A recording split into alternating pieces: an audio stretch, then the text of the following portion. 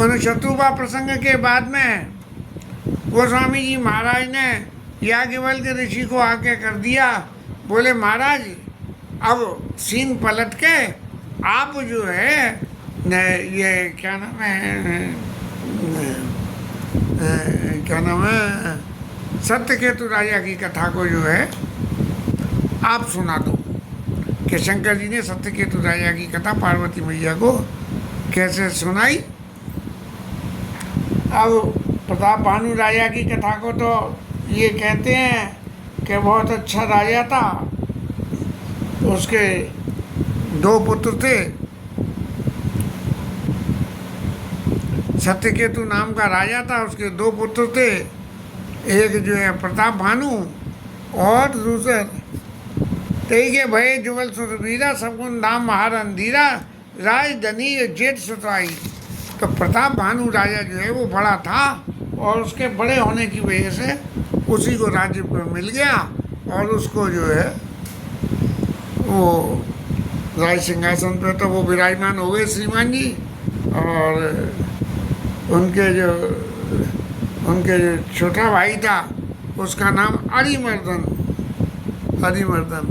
अब वो अरिमर्दन जो थे वो अरियों का खूब मर्दन कर देते थे दुश्मनों का। अब नीति से जो आदमी चलेगा तो उसके घर सारी सिद्धि स्वयं गच्छति वास हिता। चाचा जी भी सुनाते थे और बाबा भी सुनाते थे, श्लोक तो याद नहीं है। ये शाम विद्या तपो दानम और क्या है वह सिद्धिम स्वयं गच्छति वास हिता, सिद्धि स्वयं उसके घर वास करने चली जाती है। ऐसे राजा प्रताप भानु के यहाँ सिद्धि चली गई और फिर उसने जो है राज धर्म का निर्वाह करते हुए सुबह विश्व कर बाय बोले निजपुर कीन प्रवेश अर्थ धर्म कामादि सुख से वही समय नरेश। ये अर्थ धर्म और काम इन तीन का सेवन राजा जो है करता था। सब तरह की सिद्धि थी उसे मिल गई। और पृथ्वी मैया भी जो है ये देख के कि भाई राजा नीति निधान है तो जो है खूब फलीभूत होने लगी। ये हमारा ऐसा मानना है कि जब राजा नीति निधान होता है तो पृथ्वी फलीभूत होती है, लेकिन पृथ्वी इतनी बड़ी है कि थोड़े से टुकड़े में तो फलीभूत हो सकती है। इतने ज़्यादा जो आजकल का मेजरमेंट है हमारे यहाँ पृथ्वी का, इसमें सारे में पृथ्वी का फलीभूत होना संभव सा ही नहीं लगता है। कभी किसी इलाके में जैसे सरकारी राशन आ जाता है, ऐसे ही कभी पृथ्वी का कुछ इलाका फलीभूत होता है, फिर कभी कुछ होता है, फिर कभी कुछ होता है। इस तरह से राजा ने जो है श्रुतियों ने बहुत से यज्ञ पुराण यज्ञ जप किए कहे, राजा ने जो है हजारों बार उन सबका पालन किया। ले आजा खूब अर्थ धर्म का हमारे से वही समय नरेश, समय के हिसाब से। और अश्वमेध यज्ञ किया, राजाओं को जीत लिया, राजाओं से दंड लेके अपने राज्य में मिला लिया। जैसा होता है एक पार्टी का राज्य आवे दूसरी पार्टी के विधायकों को तोड़ के अपने में मिला लेती है, ऐसा होता है। ऐसे ही ये प्रकृति का नियम है। तो राजा जो है इस तरह से अर्थ धर्म और काम इन तीन सुखों को भोगता था। मोक्ष की गति के लिए कोई ऐसा प्रत्यक्ष प्रयास नहीं करता हुआ दिखा। तब उसका नतीजा क्या हुआ कि उसको जाके प्रताप भानु को सब कुछ नीति निपुणता के बावजूद भी जाके उसको राक्षस बनना पड़ा। अब जंगल में महाराज राय धर्म कहता है शिकार करना। एक भगवान राम राय धर्म के हिसाब से पावन मृग मारई जिए जानी और दिन प्रति नपई दिखावई आनी। जिन मृगों को उद्धार होना था, भगवान राम भी शिकार खेलने जाते थे, लेकिन उनके मारने से वो मरते नहीं थे, उनका उद्धार हो जाता था और फिर राजा को लाके दिखाते थे। ऐसा राज धर्म की परिभाषा में कहा गया। कितना सही है कितना गलत है इसके बारे में तो कोई कमेंट करना हम जैसे आदमी के लिए उचित नहीं है। तो राजा भी जो है जंगल में गए और जंगल में जाके और महाराज शिकार करने गए। एक बारह भगवान दिखे उनके पीछे भागे, बड़े जबरदस्त थे। भागते भागते भागते भागते मारा मायावी काल केतु राक्षस था, तो वो जो है राक्षसी माया से वो सुअर बन गया था, और फिर सुअर बन के काल केतु को भगा के अपने संग ले गया और एक पर्वत की गुफा में जाके वो तो वहाँ दुबक गया। अब जब राजा को देखा कि उसका शिकार निकल गया, तब जो है बड़ी सेना तो सब पीछे छूट गई। भगवान जो चाहते, राम की नहीं चाही सोई वही करे अन्यथा से नहीं कोई, तो वो जो है भूख भी लगी आई और प्यास भी लगी आई और सब छूट गए संग में। तब जो है के दक्षिण राजा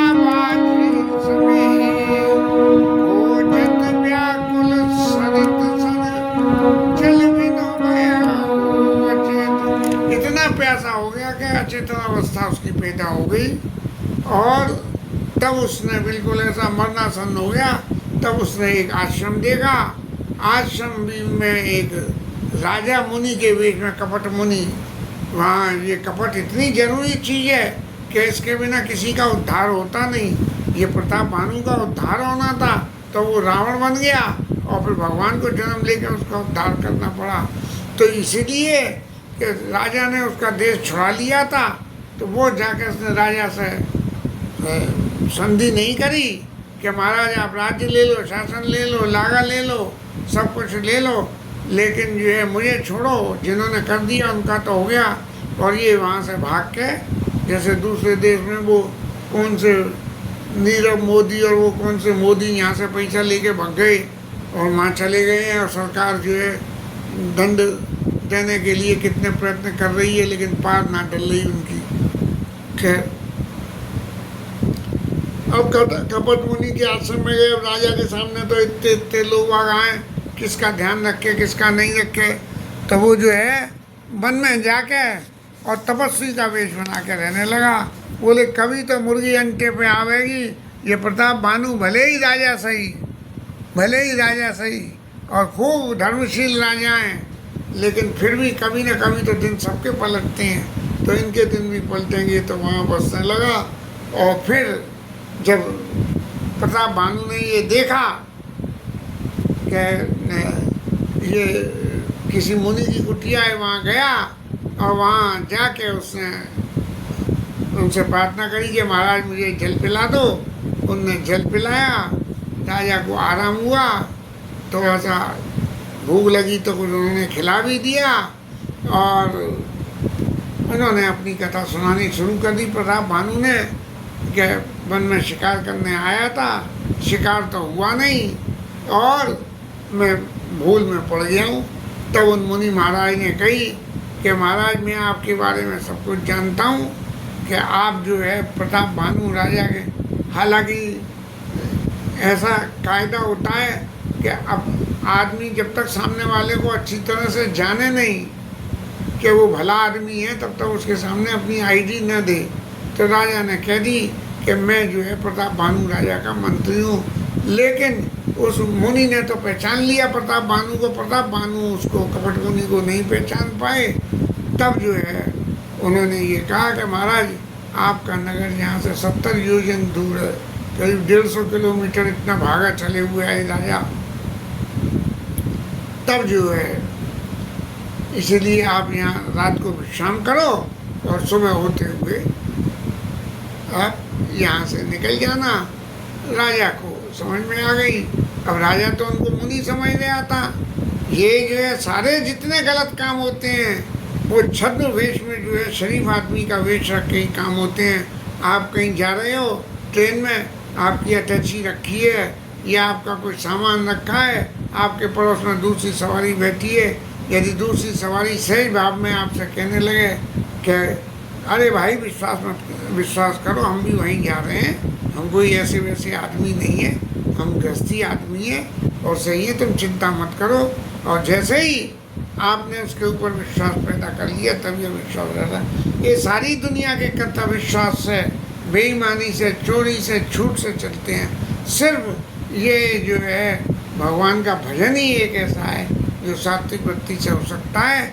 नहीं तो राजसी और तामसी व्यक्तियों से ये दुनिया चलती है, ऐसा मेरा मानना है।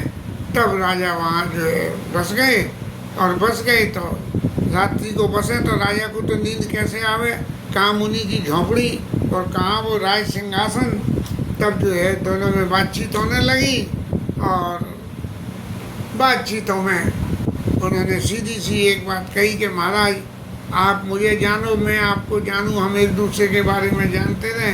कपट मुनि ने दुनिया भर की बातें बताई, हाँ, लेकिन एक सीधी सी बात है कि कपट मुनि ने ये कहा कि मैं यहाँ इसलिए छुप के रहता हूँ, अब तक मिले हूँ न मोई को, मैंने जनाबों का, मैं किसी को बताता नहीं हूँ, और लोग मान्यता नल सर्व कर तब कानंदाऊ, मेरे पास में बहुत ज़्यादा सिद्धि है, लेकिन यदि इसका मैं एक्सपोजर कर दूँ, लोगों के सामने कर दूँ, तो जो मेरी तपस्या से प्राप्त करी हुई है वो सब बर्बाद हो जाएगी। सभी बातें झूठी रही।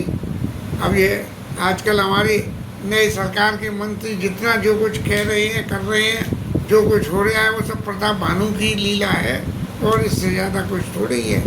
तो वो कपट मुनि कह रहे हैं कि मैं संसार में यहाँ छुपा हुआ रहता हूँ, और मेरा नाम एक तन है, कि जब से आदि सत्य उपजी जब ही तन उत्पन्न हुए मोर, और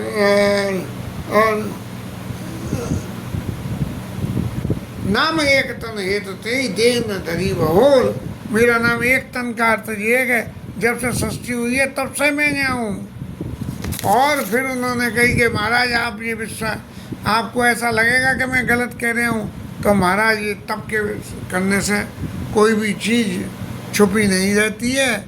बस ऐसा जब जो उसने तप के बारे में कहीं किसी को लल्लू बनाना हो, तो उसे जो है सृष्टि की रचना और तप का प्रभाव और भगवान की कथा सुनाना शुरू कर दो, तो वो आपको सहज विश्वास कर लेगा। ऐसी बात होती है। तब जो है अब होता क्या है कि जब हम पर किसी का विश्वास हो जाए और हमने कुछ उसे दिया तो हत नहीं, और बिना दिए ही लेने का प्रोग्राम बना लें। तो प्रताप भानु ने जब ये सभी बातें सुनी और देखी तो उनने लेने का प्रोग्राम बना लिया। बोले महाराज आप तो जब एक तन हो और इतनी सिद्धि आप कह रहे हो आपके पास हैं, तो इसका मतलब जो है महाराज अब मैं आपके आश्रम में मैंने शरण ग्रहण की है, तो मुझे भी कुछ दे दो। तो प्रताप भानु राजा ने कही जरा मरण दुख रहित तनु समर जिते जन को, और एक छत्र रिपुहीन मई राज कलपसत हो। जरा अब सारी असंभव बातें हैं, बुढ़ापा आवे नहीं, मरूं हत नहीं, दुख रहे तो, और समर में कोई जीत न सके मुझे, ये 5 बातें। और एक छत्र, छठी बात, रिपुहीन मई राज कलपसत हो। ऐसा क्या संभव है? हिरण्यकश्यप ने भी क्या क्या मांगा, कंस ने क्या मांगा, रावण ने क्या मांगा, सबने कुछ कुछ मांगा। ऐसे ही राजा प्रताप भानु ने मांग लिया। लेकिन जो असंभव बातों को जब आप मांगोगे तो वो बातें आपको झूठा विश्वास ही मिलेगा। सामने वाला दे सकता है नहीं दे सकता है इस बात के ऊपर नहीं है, आपके भाग्य में यदि वो सब्र सुख हैं तो ही आपको मिलेंगे। तब जो है तपस्वी मुनि ने राजा को लल्लू बना के और ये कही कि ये सभी आप जो बातें चाह रहे वो सब हो जाएगा, लेकिन उस सब का कारण एक है कि महाराज ये जो मेरी और तुम्हारे बीच की बात है ये किसी तीसरे के कान में नहीं जानी चाहिए। जब कोई आदमी ऐसी बात कहे कि तीसरे के कान में नहीं, और छठे श्रवण या प्रत कहानी नाम तुम्हारा सत्यम मानी, छठे आदमी पे छयों पे एक दो पे पहुंच गई तो कोई बात नहीं है, लेकिन जैसे ही छठे आदमी पे पहुंचेगी तब जो है तुम्हारा नाश हो जाएगा। अब तो राजा महाराज डर गए, बोले मैं काय को किसी से कहूँगा और काय को कुछ होगा।